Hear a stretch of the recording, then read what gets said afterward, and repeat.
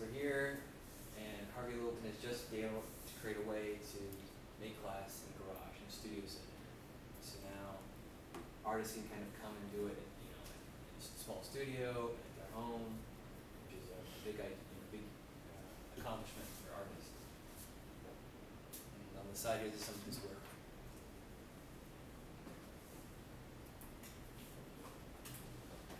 All right. Next, another big movement in the glass, American glass world is this guy. His name's Dale Chihuly. He's at Bellagio, isn't he? Yeah, He's got his the Vega in Vegas. Oh yeah, he's everywhere. Yeah, their whole lobby, I guess it is the whole ceiling is his. Oh. It's like just the sea of flowers. Yeah. It's crazy. Yeah. This picture right here, this is at the Franklin Conservatory. Mm-hmm. Yeah, his stuff's everywhere. He is. If you're a glass artist, you want to be like him. Well, in a certain sense about his exposure and how much money he makes for his things. I mean, he's selling crazy stuff. And in this picture right here, this is Harvey Littleton right here. So you can see the connection between these guys. So if you see the picture also, here he has both eyes, and in this picture he has an eye patch. Oh, I was going to ask about that. Yeah, he got in an accident. It wasn't glass blowing related, and he injured one of his eyes, and so he lost his depth perception, which means he can't blow glass really at all anymore. Oh.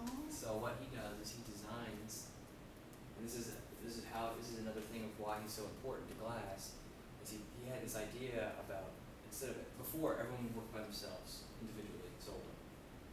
He had this idea about group work, about having a bunch of people all working together to make bigger items, more pieces, and more elaborate. And so he's created this team ideology which allowed people to make such huge things, more complex. And so what he does is he just designs it. He actually paints. He just paints, and then he has glass blowers do the form for him.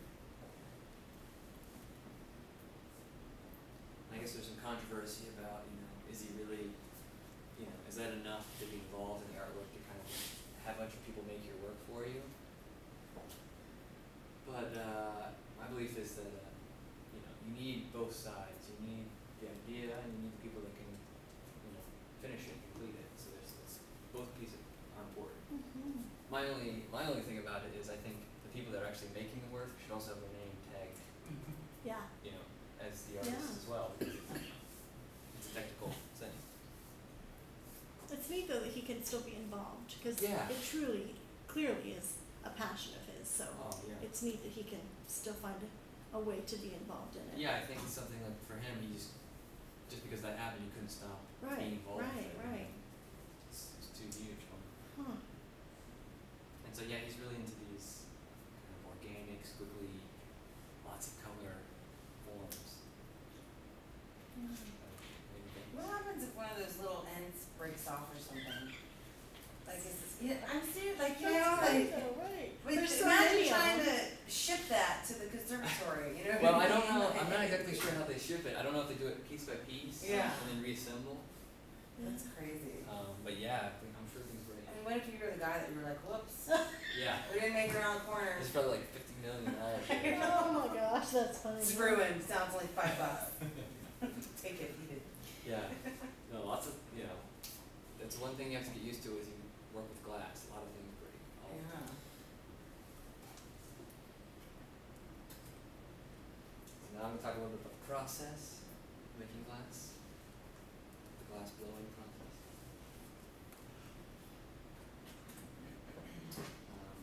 First you need the heat. Fire. There's essentially 3 ovens that are needed for glass blowing. They all have their different uses. The first one is the furnace, which is stays at 2100 to 2400 degrees. And that is just to melt the glass. It's just inside just cool liquid glass. And that's where the artists draw from. You can see that's this big spoon I was talking about before. And so the next one is called the glory hole, and this essentially what you see here is just a hole that's hot, and you reheat the glass inside. So as it cool, you work it until it gets too cold to manipulate, and you put it back in the glory hole, warm it up again, and continue manipulating the piece. Does anybody have a idea about why it's called the glory hole? It's kind of an interesting name for the. No. Cause it's a hole. Yes. I don't know. I just found this out today, makes so I want to talk about it. glorious things. Right, that's a good point. So, the idea of it is what it was is imagine a factory filled with dust and particles. You have this hot, like glowing hole, and what it would do is it would pierce through this cloud of dust, like you see when the sun shines through the clouds, and religiously, kind of the glory of God shining through the clouds would be their interpretation. So that's kind of where it come from, which I thought was that's very really interesting. cool. I had no idea. I was like, why do we call that? And I was asking people, Right. and no one knew. So luckily Google did. That's really cool. Yeah. And okay, so the third oven is called the annealer, and glass, when complete, has to be tempered, which means cooled very slowly, and that protects the shock from the temperature change. Because it's coming from the glass is thousands of degrees, almost room temperature. So it has to cool down very slowly. So a piece can be sitting in a annealer for 24 hours or 3 months, depending on how much glass is in it. If you just shocked it in water, would it just shatter? Or just shatter. Okay. Yeah. And what happens, lots of times if you don't get in there soon enough, or maybe someone keeps opening the door, it'll shatter too. It's just very sensitive temperamental state that it comes in. But then once you get it to temperament down, slowly, then it's strong again. You can, it's like a glass that you have at home where you can put ice water in it or hot water, and it can handle those temperatures. I remember I interpreted a glass blowing class, and I remember it was during the spring, so there were some hot days and some cold days, and some of the cold days they would try to keep the door just a little bit open because it just gets so flippin' hot. Talk about hot. Yeah. Talk about sweat. Man, oh man. Although it's a dry heat, so I know they always say that Arizona's dry heat. But it felt hot, but I didn't feel sweaty as much as in a humid place. But I remember so many times they would try to keep the door open, and there would be a breeze that came in, and someone's glass on the end of the stick would just break. There it goes. Yeah. Shatter all over the floor. We would all have to just be like, oh my god. Oh my god. All that work done. Like I said, Start over. Yeah, you have to get used to Oh, it was things breaking. devastating. Because there are certain connection points that are so sensitive that a gust of wind can Right. knock it off. Yeah. Cool breeze. Never forget. I just remember the first time I was like, oh, all that work, all those minutes, hours put into it. Write a 10-page paper and forget to hit save or Right, something. right.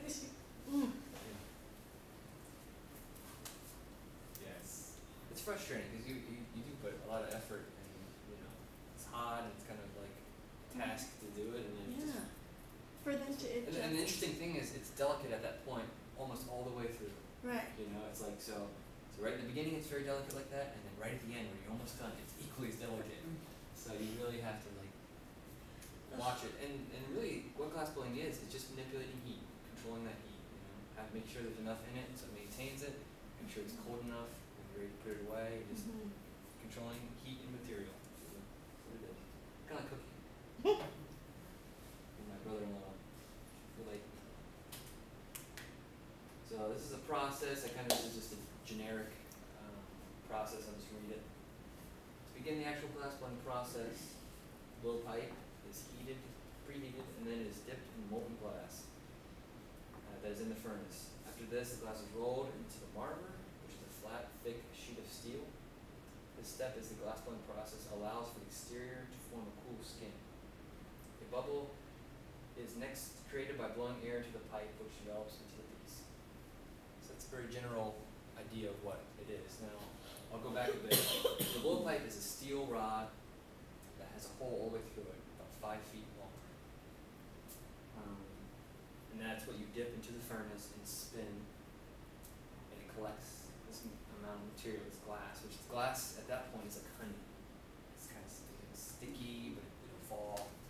And you have to keep spinning it so that centrifugal force will maintain its position on the pipe. If you hold it still, it'll just fall, drip off. Keep spinning. Would that burn through your bone if it touched you? Is it that hot? It's like 1800 degrees. So I don't know how much it has to be to Like through your to bone. go through your skin. It Like would go through your skin. I mean, like if I dropped it here, would it come out here? Possibly. Yeah, it's. That looks hot. I mean, imagine like when you're gathering it for the first time. Imagine walking up to this door. The door opens and you're hit with 2,000 degrees of pure heat directly at your body. You know, and we have shields that kind of block us, but still, your hands are right here in front of this heat, and you have to dip a metal rod into this 2,000 degrees. That's crazy. Pull it out again. That's very intense. I've done that with the oven. It's only set at 400, and you forget, and you're going to check something, and you just go like this, and then it's like that steam. That's like 400 degrees. Like I can't even imagine. Yeah. It's so hot that, What if you're there for too long, your skin just starts You stinging burn, and pain. yeah. Do you wear protective glasses when you glass blow? Yeah, you have to wear, if nothing else, safety glasses, just because shrapnel and shards, you be Chihuly really quickly. So. Right. You gotta be careful. And also, there are alternate glasses because the light from the glory hole in the furnace is so bright and actually exudes a lot of infrared. And then you can get glasses that'll protect you for long exposures to it. So it's all safety stuff. It's funny, my dad works in a steel foundry. He's a safety manager there, and so he's really concerned about like my safety. And but what he doesn't understand is that it's not steel, so it doesn't like spark and fly everywhere. So he's buying me all these like heavy coats and giant mittens and stuff, and telling me to be careful. But Don't you wear gloves though? so we usually wear a sleeve, it's a fire retardant sleeve, just because. But not on your hand? Not on the hand, no. So the metal pipe doesn't heat all the way up to the top where you're blowing in? And we also have a device called a pipe cooler, which is just a thing of water that we pour on from time to time so we can hold it up higher. But it never really gets all the way to the end, Guess it would take time for the heat to travel that far. Travel, Yeah. yeah. And you're not in the. No, and we're controlling the heat, so we're only really heating just the very end all the time. Mhm. You don't want to stick it too far. Right. But yeah, so the sleeve is just protecting, just because the radiant heat off this piece, when I'm working on it with a tool, the heat is just being near it is hot, and it's still 1,000 degrees. It's still will burn my arm being on too close. I remember interpreting that class, and they used newspaper. Newspapers were somewhere. They had one of their tools was round, and they would put it in there to make a shape or whatever. And did they use newspaper in it, or I just remember it always smelling like a bonfire. Yeah. Because there's newspaper in it. No. They're just made of wood. Oh, okay. Well, that might. So be and why. we do use newspaper too. Okay.